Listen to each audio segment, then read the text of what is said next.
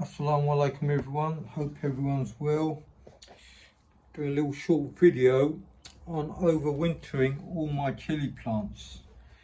Well, most of them, not all of them, all the healthy ones. So what I've done, I've actually brought in all my favourite plants into my greenhouse, where it's actually my conservatory, I call it my greenhouse. So what I have done is brought them all in. I've kept all the chilies that are still on the plants, as you can see. The rest of them I've harvested. I think you just saw it in the last video. So here you can see I've still got a few of them on there, so I'll pick about 2 or 3 a day and I eat them. And these are the ones I'm going to leave here to overwinter. Now, a lot of you have seen in other videos what people do to overwinter them. Let me show you. What you can do is like this one here. See this one here? What you do, you cut off all the leaves like this. I've kept in the same pot. Now sometimes what some people do is they take it out of this pot, get rid of that compost, put new compost and put it in a smaller pot.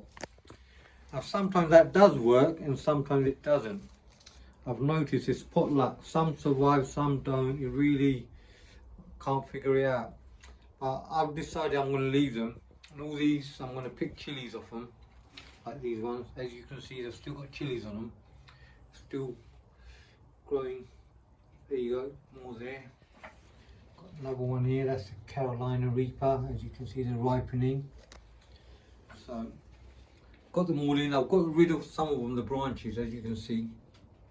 Cut off the branches, take off a few leaves as well. I've also brought in my other favourite plants. Got my, grapefruit plant. As you can see, there you go. I don't know if you can see the grapefruit. It's growing still, look at that. I'm not sure it's going to grow anymore, but it's quite a good size. About 6 or 7 grapefruits on here. So I brought those in and brought in my bay leaf. As you can see, I brought in all my musabastu. Got all the musabastus in here.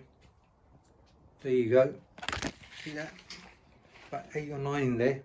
Brought them all in. Now, when it gets colder, I've got a heater in there. I'm sure I've told you. There you go. I've got a tube heater in here. So I've turned that one when it goes below about 5 Celsius.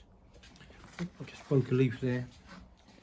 And I've got a few of my lemon plants in here. I'll put those in as well. Got the avocado. The avocados in there. And also I've got some of my mango plants. That's a mango, custard apple, another mango. I think there's a grapefruit in the back somewhere. So that's about it. Like I said, they're all inside here. I'm going to overwinter all my chili plants in here. Some of them will survive, some won't. As the chilies ripen, I'll slowly start taking all the leaves off.